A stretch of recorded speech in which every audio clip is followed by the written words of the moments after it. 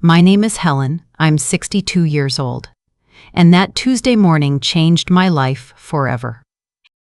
My grandson had been born just 3 days earlier. I was standing in the living room holding him gently when it happened. Everly, my son's wife, shoved me back so hard I stumbled. Her eyes were wild. "Don't touch him. You're filthy," she screamed. The words hit me like ice. I froze. My heart pounded. My hands trembled. I could barely breathe. I had spent 8 years opening my home, my heart, and my life to this family.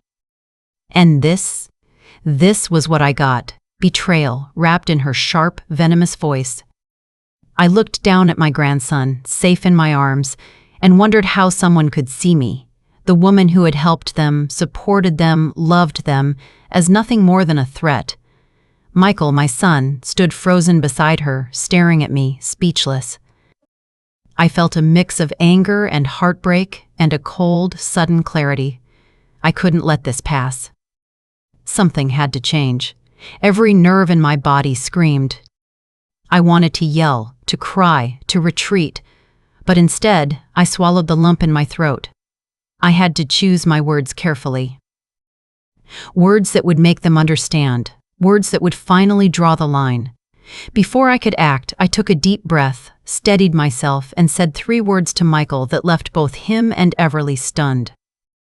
If you've ever faced betrayal in your own family, subscribe for more stories like this, and tell me in the comments where you're watching from. You're not alone. After the shock of that morning, I often find myself thinking back to the years that led to that moment.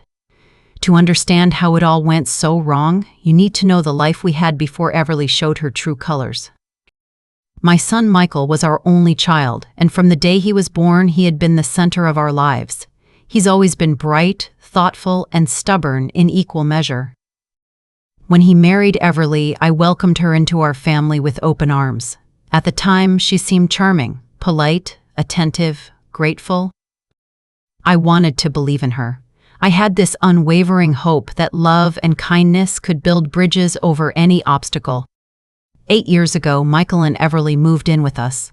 They were struggling financially, and like any mother, I didn't hesitate. Our house had extra rooms, and I thought it would be temporary, a way to help them get on their feet.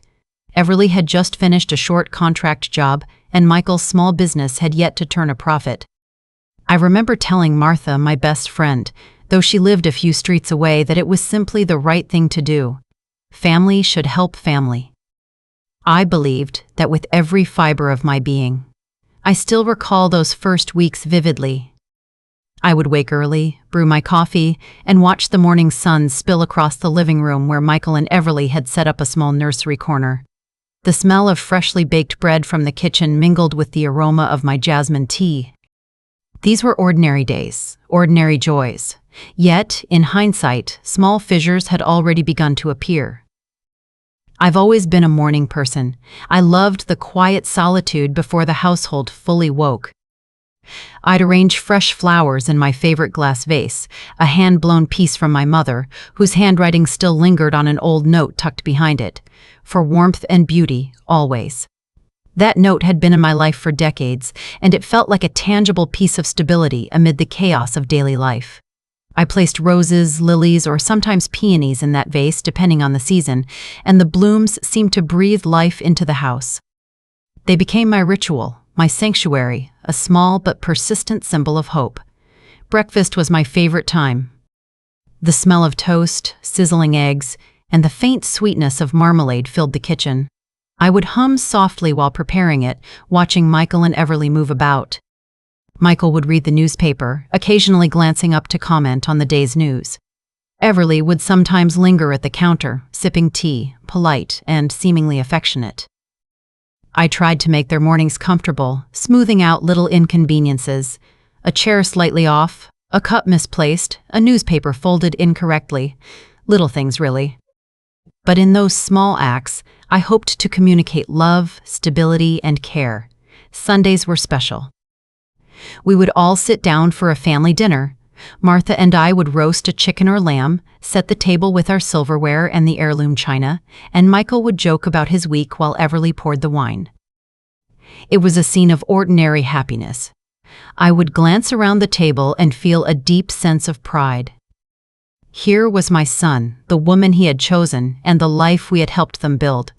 And yet, somewhere beneath the surface, I felt subtle ripples of unease. Everly's smiles sometimes felt rehearsed. Her laughter occasionally rang hollow. I chalked it up to nerves or fatigue, convincing myself that everyone had bad days. I collected photographs of our family, Michael as a baby, our wedding day, holidays with extended family.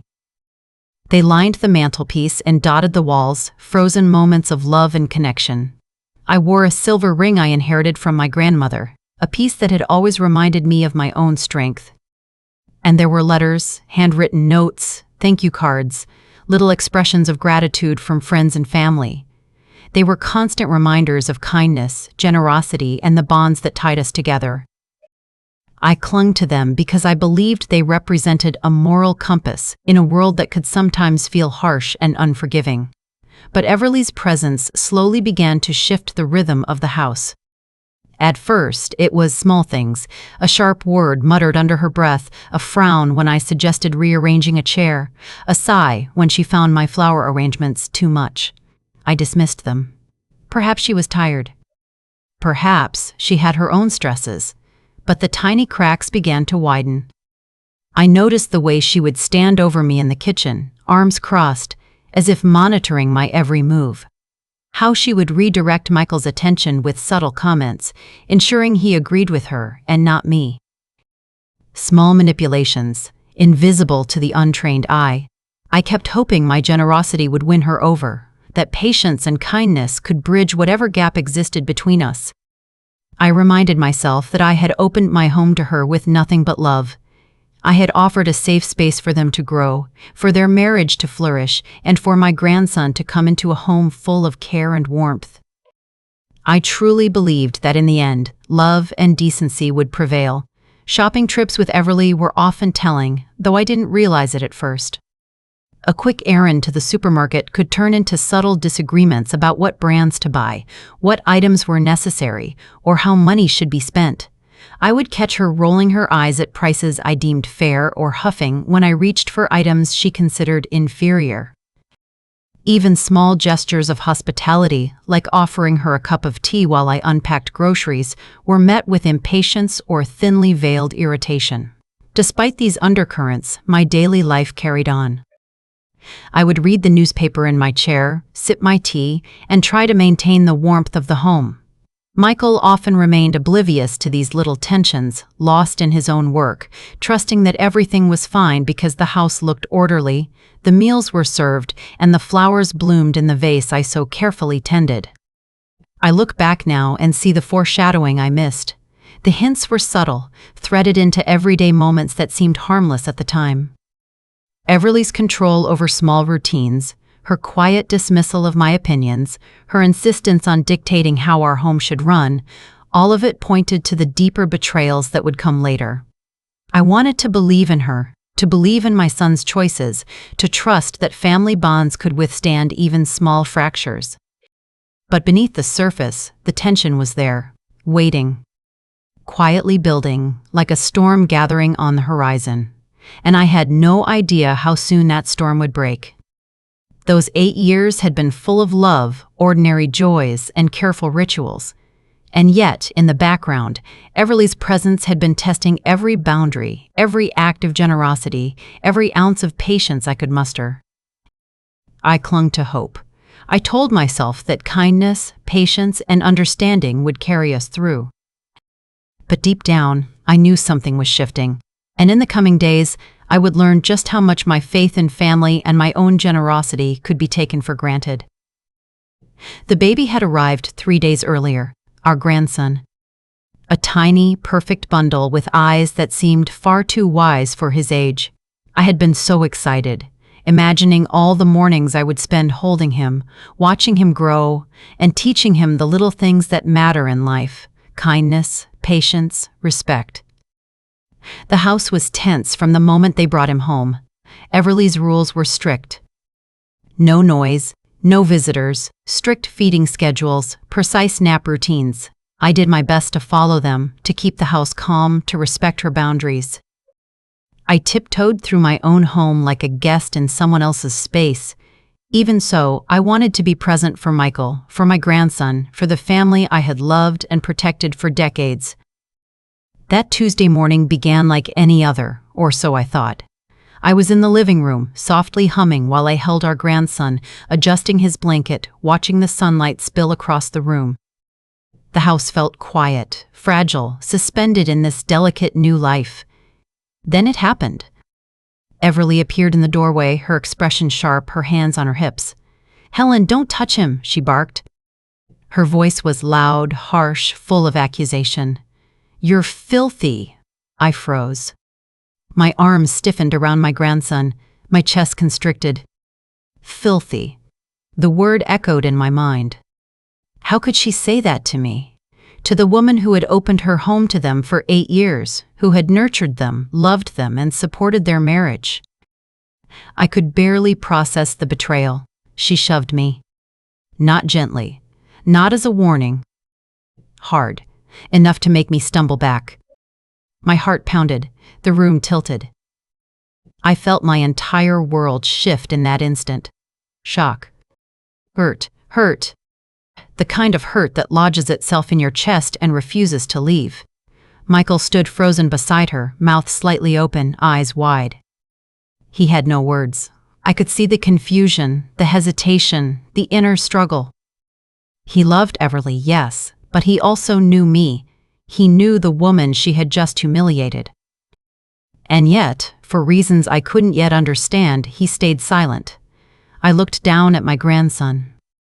His tiny hands clenched at my blouse, and in that moment, I felt both protectiveness and rage swell inside me. I could feel the fire rising, a cold, determined clarity seeping through the shock. This would not pass unchallenged. Everly's chest heaved with irritation, her eyes sharp and accusing. "He needs rest," she snapped, "and you stay out of his way." I wanted to respond immediately. I wanted to shout, cry, shake her until she understood the enormity of her words. But instead, I took a slow, deliberate breath. I let the trembling in my hands settle. I knew that the way I responded would define what happened next.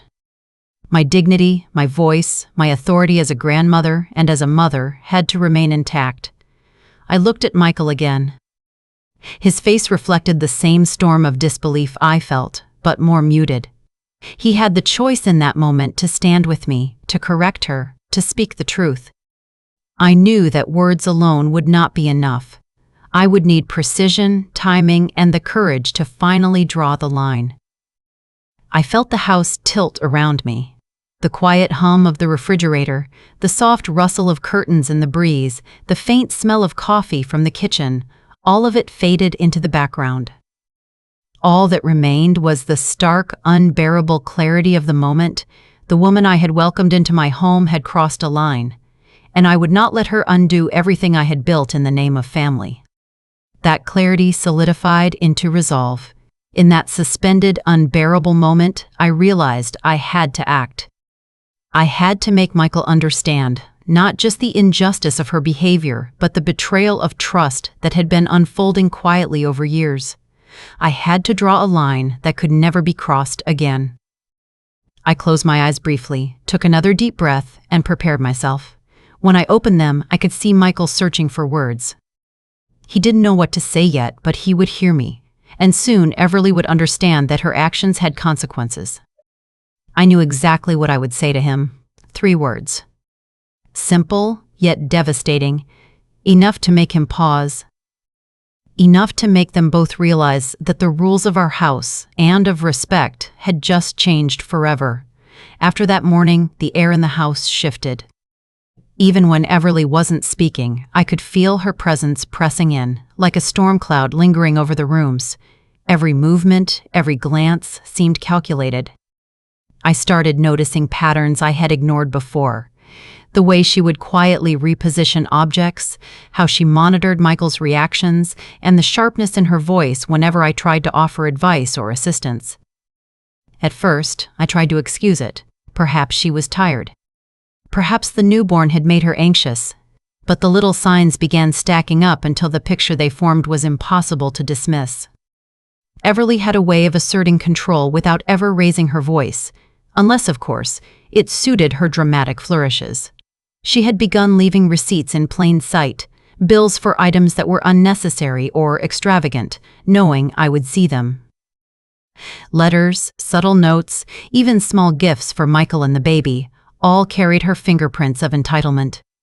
Each object, each trace, whispered a story of her priorities: self-interest over gratitude, manipulation over kindness. I started paying attention more closely. I would notice the way she lingered by the nursery door when I entered, how her eyes would follow me as though she were measuring my intentions. One evening, I caught a folded piece of paper in the drawer near the changing table. Unfolding it, I saw a list of names and amounts. My heart sank. Some were friends she had visited, others seemed to be people she'd asked Michael to lend money to. It wasn't the money itself.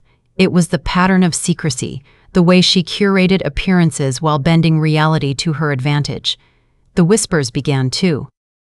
Friends who stopped by occasionally hinted at Everly's sharpness, passing comments about her assertiveness or independence. "She's strong-willed," one friend said carefully, as if choosing words to soften the truth. Another remarked, almost absent-mindedly, on how Everly runs the house in her own way. At the time, I laughed them off, but the laughter didn't reach my eyes. I had glimpsed the edge beneath the smile, the shadow behind the politeness. Even Michael's behavior started to puzzle me. He had always been decisive, protective, loving, but now, in these small moments, he hesitated. He listened, nodded, yet said little. I could see him torn between loyalty to me, his mother, and the woman he loved. That silence unsettled me more than any direct confrontation ever could. I began to move through the house differently, carefully observing. I checked drawers, cabinets, and corners under the guise of tidying. Each time I found small clues. A note tucked inside a cookbook that detailed a complaint about how I had prepared dinner, receipts for services I didn't request, messages on Michael's phone that Everly had left, casual in tone but commanding in expectation. These details were tiny, almost invisible to the untrained eye, yet they accumulated into a narrative I could no longer ignore. Internally, I wrestled with doubt. Had I overstepped? Was I imagining hostility where none existed? I loved my son, and I wanted to believe that our home could absorb the tensions that come naturally with new marriages. But there were moments, the sharpness in Everly's voice, the coldness behind her smiles, that left me questioning everything. Could generosity be mistaken for weakness? Could trust be twisted into manipulation? I would sit in the kitchen, stirring tea, trying to steady my racing thoughts. My silver ring caught the light, a familiar symbol of strength and continuity. I held it, and in that moment, I reminded myself of the principles that had guided me through decades: dignity, patience, and the quiet courage to confront truth. Sometimes I overheard conversations. Everly speaking to friends or on the phone, her voice deceptively calm, saying things I couldn't fully hear but whose tone suggested criticism, plotting, or entitlement. I lingered outside doors, hesitant yet drawn to the reality of what I might uncover. Each time I felt that familiar tightening in my chest, the conflict between loyalty and awareness, between love and the need for self-preservation. Small confrontations arose in daily life. She would comment on my housekeeping, my choices in arranging the nursery, even my way of holding the baby. "Maybe if you did it like this," she'd say, eyes sharp, tone clipped. Each time, I swallowed my response, forcing a polite smile. But the sting lingered. Each act, minor on its own, accumulated weight like snow layering on a branch until it bends under the pressure. I began to catalog these incidents mentally, connecting dots others might dismiss. The misplaced objects, the whispered comments, the abrupt shoves of boundaries. They weren't coincidences. Everly had a pattern, a method, and I had begun to see it with painful clarity. The house felt different now. Rooms I had always associated with warmth, The kitchen, the living room, the nursery carried tension. The sunlight that once spilled peacefully across the floors now seemed to highlight every imperfection, every subtle act of control. The vase on the mantel, the heirloom letters tucked behind it, the photographs lining the walls. Each familiar object became a mirror reflecting my growing unease. And yet, through it all, I kept my composure. I knew I had to. I could not allow my emotions to betray the clarity I had gained. My thoughts became strategic. I documented, memorized, and observed. I began to see not only what had happened, but what was inevitable if I continued to ignore the truth. By the end of the week, I had enough evidence, enough subtle clues and quiet confirmations to understand that something had to be done. The betrayal was not an isolated incident. It was a pattern, a sustained erosion of respect and trust in my own home. And I realized then that I could no longer remain silent, no longer tiptoe around the storm that Everly had created. Every nerve in my body ached with anticipation. I would need courage. I would need precision. I would need to act in a way that left no room for denial. The confrontation with Michael was approaching. The moment to speak the truth, to draw the line, to reclaim the dignity that had been chipped away over years, was coming. And deep down, I knew that when it arrived, nothing would ever be the same. It was a quiet Thursday afternoon when I stumbled upon the first undeniable proof. I had been tidying the nursery, straightening the little blankets and folding tiny clothes, when I noticed a small envelope tucked beneath the mattress. It was plain, unassuming, yet heavy with intent. Inside, there were receipts, bank slips, and a few notes in Everly's handwriting. I sifted through them slowly, my chest tightening. Some of the receipts were for items Michael and I had already purchased. Duplicated charges for expensive baby equipment she claimed she had bought herself. Other notes detailed trips she said were personal errands, but the receipts suggested otherwise. Restaurant dinners, luxury goods, services that had never been mentioned before. Each paper whispered a quiet truth. Everly was hiding things, bending reality, and subtly undermining everything I had built in the house. I felt a mixture of emotions, vindication, disbelief, and still an aching sense of powerlessness. For years, I had ignored the small, nagging feelings that something wasn't right. Now, with these papers in my hand, I had proof. Proof that my trust had been misused. Proof that generosity had been twisted into manipulation. And yet, holding them, I realized I had only scratched the surface. Michael entered the room just then, carrying a cup of coffee. He paused mid-step when he noticed the envelope in my hands. "Helen, what's that?" His voice was cautious, almost tentative. I watched him closely, noting the hesitation flickering across his face. He had always been loyal to me, but loyalty had its limits when love and marriage complicated the equation. "I found this under the mattress," I said quietly, handing him the papers. "Do you want to explain these?" My voice was calm, steady, though my heart hammered in my chest. I could see the conflict in Michael immediately. He flipped through the slips, eyes widening, eyebrows knitting together. I didn't know about this," he muttered, but I could tell from the way he lingered over certain receipts that doubt had taken root. A crack had formed in his faith. Everly appeared at the doorway then, her expression carefully neutral, almost innocent. "What's going on?" she asked, but the tension in the air betrayed her calm facade. She had been caught. Not entirely, but enough to expose a partial truth. I met her gaze steadily. I didn't shout. I didn't accuse. I let the silence do the work. The knowledge of what I had discovered, combined with the evidence before Michael's eyes, created a tension that no words could immediately resolve. Everly's control over the narrative was slipping, but only just. As Michael examined the papers, I felt a surge of vindication. For the first time, I could see clearly how she had been bending circumstances to her advantage, using charm and subtle intimidation to undermine me. Every slight, every sharp remark I had dismissed before now made sense in context. I had been right. I had not imagined the tension, the small manipulations, the careful twisting of reality. Yet, as I observed Michael and Everly, I understood that this revelation was only part of the story. There were gaps, pieces I couldn't yet see. Everly's methods were patient, deliberate. She had layered her actions carefully, ensuring that even when one deception was uncovered, others remained hidden. The full extent of her manipulation had yet to emerge. My mind raced. How long had she been hiding these behaviors? What else had I missed? And most importantly, what would I do now? I felt the familiar weight of responsibility pressing down. I couldn't confront everything at once, not yet. I needed to observe, to gather, to prepare for the moment when the truth would be undeniable and irreversible.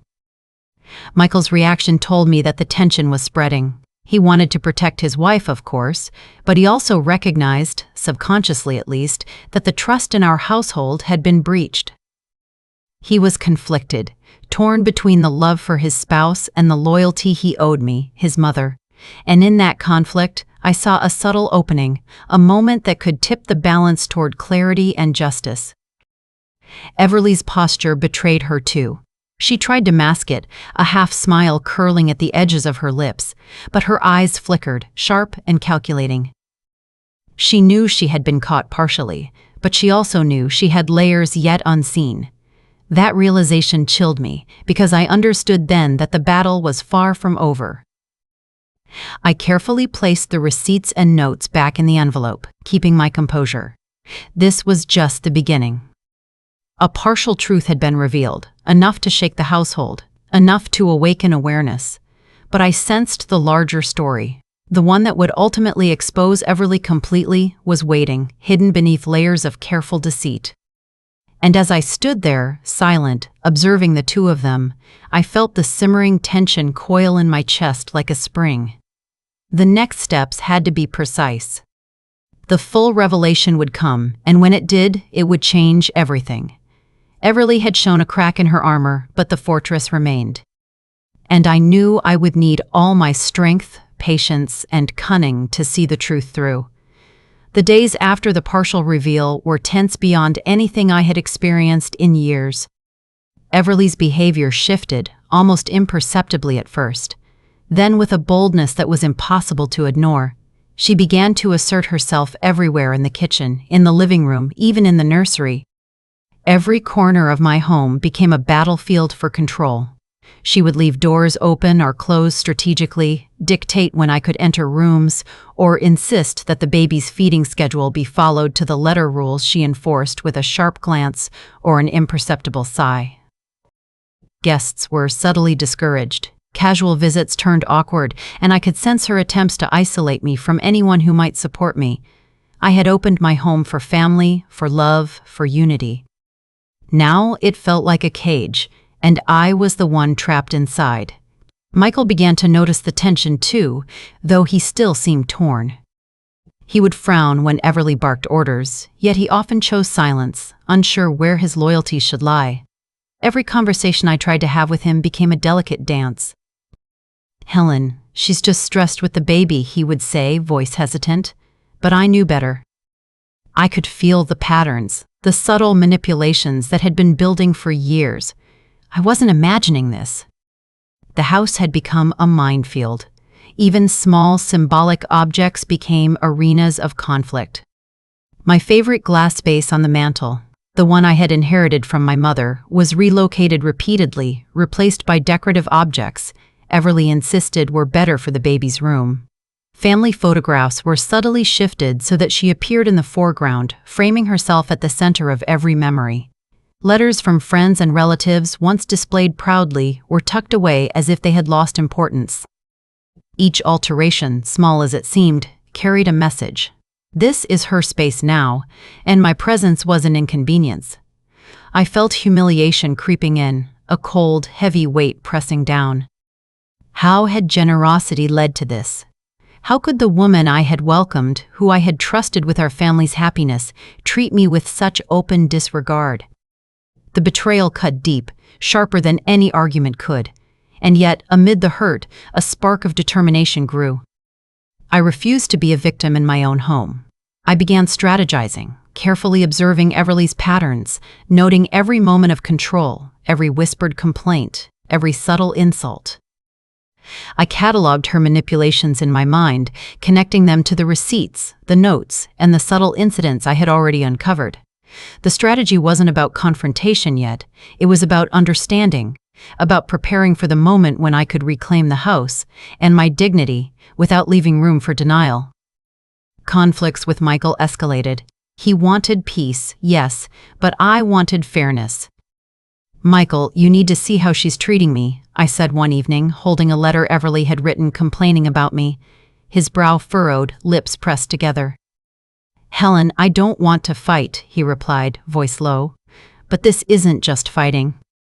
This is manipulation, hiding things, twisting reality." My indignation rose with every word. I felt the power of years of generosity, now tested, and I refused to shrink from it. The vase, the photographs, the letters. They were no longer just objects. They had become symbols of my life, my efforts, my identity within this home. Everly's rearrangements, her subtle erasures, were attacks. Each time I adjusted the vase back to its rightful place, or returned a photograph to its frame, I felt a flicker of control, a small but meaningful assertion of my presence.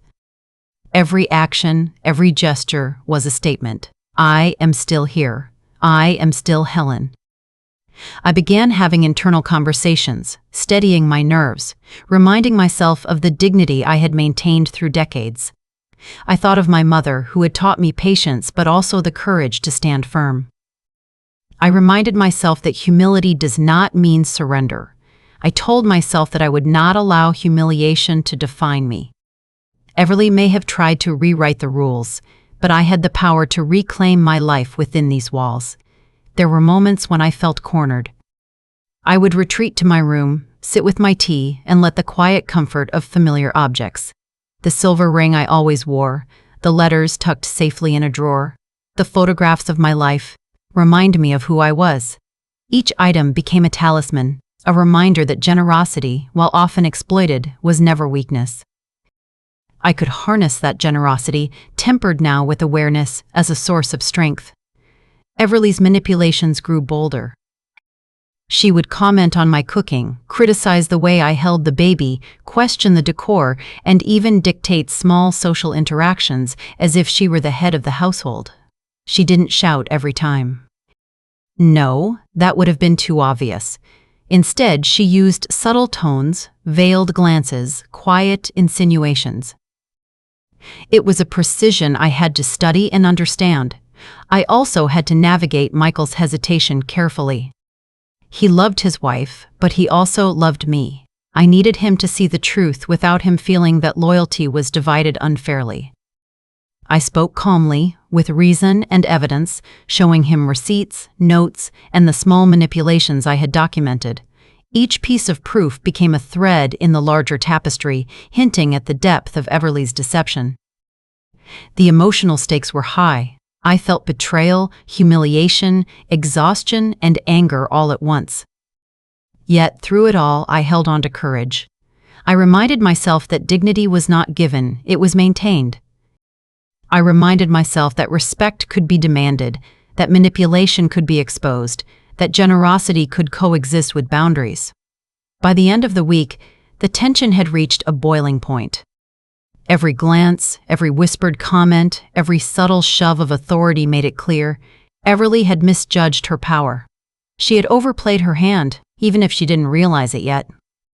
And I knew that the confrontation, when it came, would need to be deliberate, measured, and final. I would reclaim my home, my authority, and my peace. And as I stood in the living room one evening, adjusting the flowers in my vase, the one Everly had once tried to replace, I felt a quiet, simmering certainty. The storm was coming. And when it hit, nothing would remain the same. The morning felt ordinary at first, though I had sensed for days that it would not remain so. The sun spilled across the living room floor, golden light highlighting the family photos and my carefully arranged vase of lilies. I touched the vase gently, as if drawing strength from the continuity it represented. These were my symbols of life, love, and dignity, and today they would bear witness to the truth. Everly appeared in the doorway, casually at first, but her posture carried the confidence of someone who believed she had already won. Michael followed, carrying our grandson, trying to mediate without knowing exactly what was about to unfold. I inhaled slowly, steadying myself. Every nerve in my body was alert, each heartbeat echoing the anticipation I had felt for weeks. I looked at them both and said simply, clearly, the 3 words I had rehearsed in my mind over and over: enough is enough. The words landed like a hammer. Everly froze mid-step, her hand on the doorframe. Michael's eyes widened, disbelief and confusion flashing across his face. The house seemed to pause, the light frozen over the furniture, the air thick with tension. I held their gaze steadily, my own anger tempered with precision. Everly's voice trembled at first, trying to mask panic with indignation. "Helen, what do you mean?" I gestured to the nursery, to the envelope I had retrieved from beneath the mattress the week before. Slowly, deliberately, I opened it and spread its contents across the table: receipts, letters, notes, and small records she had tried to hide. Each slip of paper revealed her duplicity: claims she had made about purchasing items, charges for services she hadn't disclosed, letters that subtly undermined me in front of friends and family. "These are the facts," I said, my voice calm but firm. "For 8 years I welcomed you into my home, supported your marriage, and loved our family. Yet you've hidden expenses, manipulated Michael, and treated me with disrespect every step of the way. You've tried to control the house, erase my presence, and rewrite our reality to suit your desires." Everly's mouth opened, closed, and opened again. "Helen, this is ridiculous. I don't know what you think you're proving." "I'm proving the truth," I replied. My eyes drifted to the vase on the mantel. I picked up a lily and held it as though it were a testament.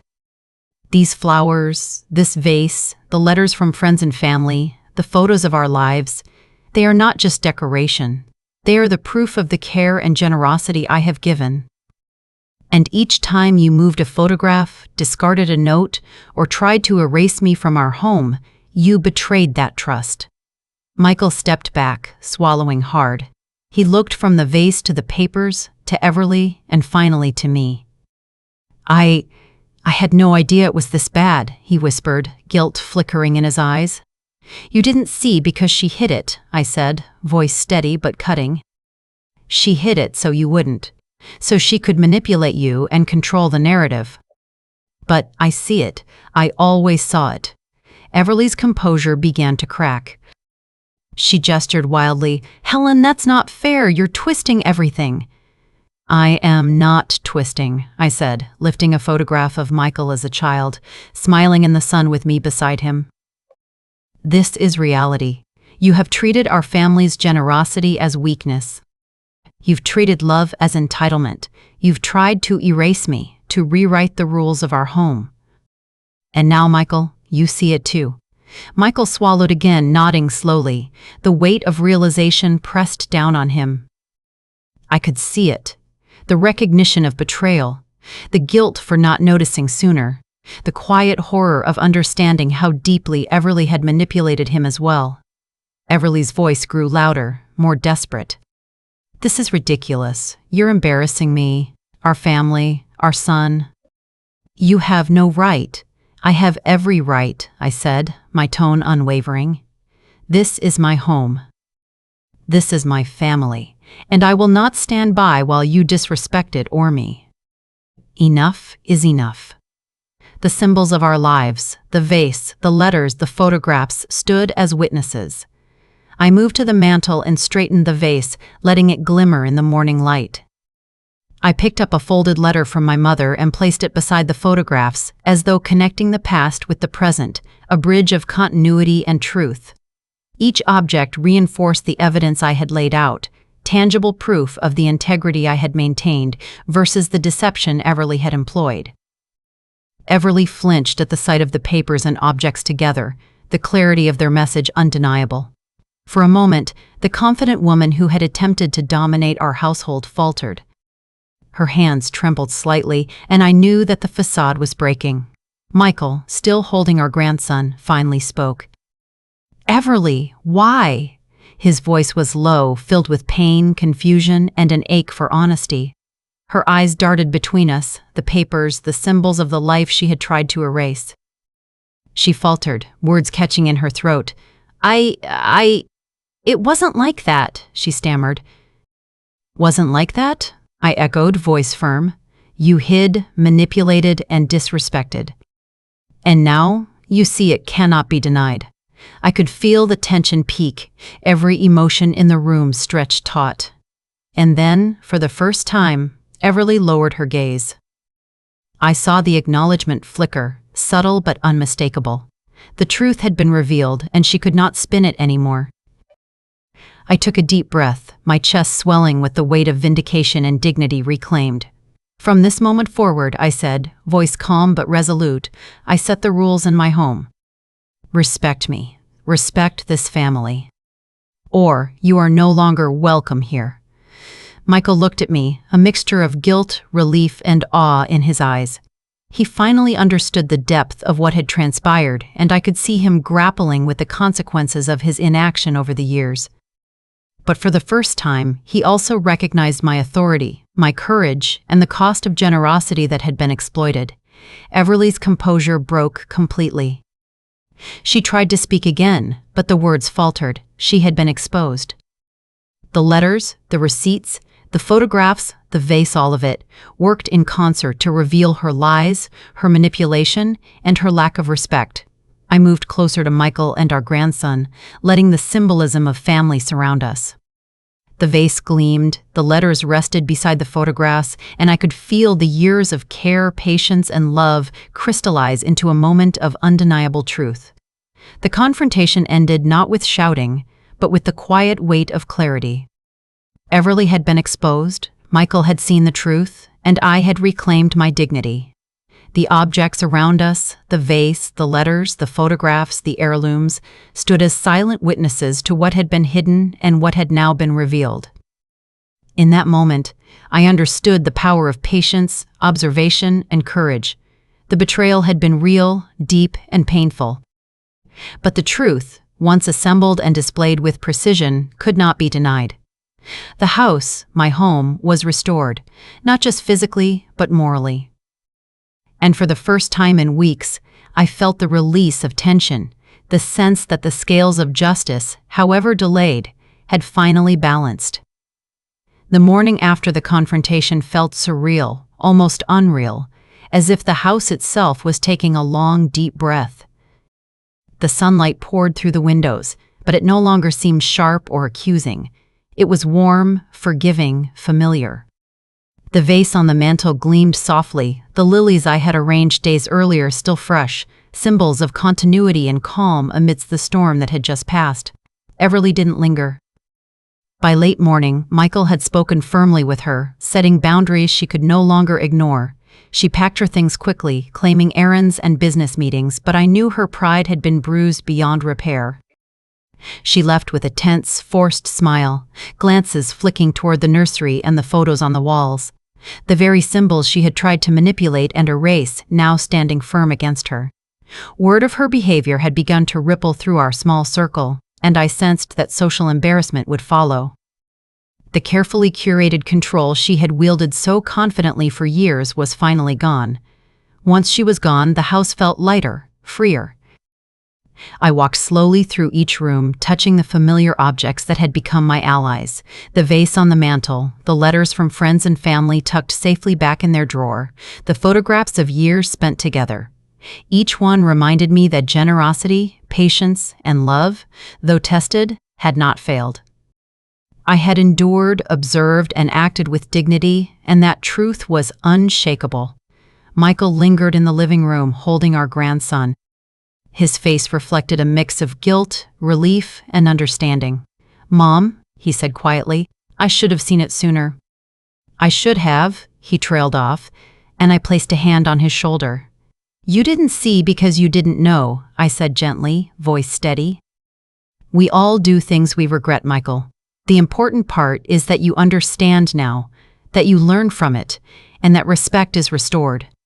He nodded, the weight of his own awakening evident. The mother-son bond that had been tested and strained now felt renewed, grounded in honesty and shared dignity. With Everly gone, the rhythms of daily life returned slowly, deliberately. I brewed my morning coffee and sat by the window, letting the warm sunlight settle across the kitchen table. I arranged fresh flowers in the vase, placing each stem carefully, almost meditatively. The scent filled the room, subtle but powerful, and I allowed myself a moment of quiet satisfaction. My home was once again mine, not just in space, but in spirit. Breakfast became a ritual of calm reflection rather than hurried accommodation. I cooked, cleaned, and set the table with a sense of purpose rather than obligation. Even small routines, the way I folded napkins, poured tea, or adjusted the curtains, felt like acts of reclamation. I realized that dignity is often restored not in grand gestures, but in the quiet, deliberate care we take in preserving our environment, our routines, and ourselves. I also spent time with our grandson, holding him, talking softly, teaching him little lessons in kindness and observation. These moments were mine, reclaimed, uninterrupted by control or manipulation. The past tensions did not vanish, of course, but their hold on my daily life had been lifted. The symbolic objects, the vase, the photographs, the letters, took on new meaning. They were no longer markers of struggle. They were reminders of resilience, courage, and the quiet triumph of patience and awareness. Every glance at them reminded me of the strength I had maintained, the dignity I had asserted, and the wisdom gained through years of generosity tested by betrayal. I noticed a letter from a dear friend tucked among the heirlooms. Opening it, I read words of encouragement, warmth, and understanding. I smiled softly, feeling a sense of connection beyond the walls of my home, a reassurance that support and respect existed outside the drama of the past weeks. These small gestures of friendship, like the objects around me, reinforced the lesson I had learned. Generosity should be guarded by awareness, and love does not mean surrender. Michael and I spent the evening together, talking about the future and the steps we would take to protect our family. He expressed his regret, his understanding, and his commitment to ensuring that respect and honesty remained at the center of our household. The bond between us felt renewed, stronger, and balanced, not because the past was erased, but because the truth had been acknowledged, addressed, and finally restored. By the end of the week, the house had regained its rhythm. Morning coffee, newspaper reading, flower arranging, and breakfast at the table became small but profound acts of reclaiming peace. The air felt lighter, the rooms warmer, the light gentler. I moved through my home with a sense of restored dignity, fully aware that generosity and love, when guided by awareness and courage, could withstand even the harshest tests. And as I stood in the living room one evening, watching the sunlight catch on the vase, the photographs, and the letters, I felt an overwhelming sense of closure. The storm had passed. The betrayal had been confronted, boundaries established, and dignity reclaimed. I was Helen, resilient, composed, and wise. My home, my family, and my peace were intact, and every symbolic object around me bore witness to the fact that justice, patience, and courage could prevail, even after years of quiet erosion. Looking back now, I realize something essential. Generosity has its limits, and love should never come at the expense of respect.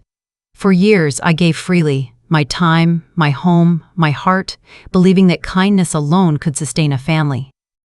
I learned, the hard way, that boundaries are not cruel. They are necessary. Respect must be mutual, or the foundation of any relationship will crumble quietly, unnoticed, until the cracks become impossible to ignore. Dignity is not optional. It is not a luxury for those who have the strength to demand it. It is a right, earned through courage and reinforced by standing firm even when doing so feels uncomfortable or lonely. Betrayal can wound, but confronting it thoughtfully, calmly, and with evidence can restore balance and reclaim what was nearly lost: your peace, your authority, and your sense of self. Family matters deeply, but family does not excuse manipulation, lies, or disrespect. It is a lesson I carry with me now every day in the arrangement of my flowers, the order of my photographs, and the gentle rhythm of breakfast at my table. Life teaches us that courage, patience, and awareness are the tools to protect not only ourselves, but the integrity of those we love. I share my story because I know I am not alone. So I ask you, what would you have done in my place? Comment below, I want to hear your thoughts. And if you want more confessional stories, real experiences of women standing up, reclaiming dignity, and finding justice, subscribe to the channel. There is power in sharing, in witnessing, and in learning together.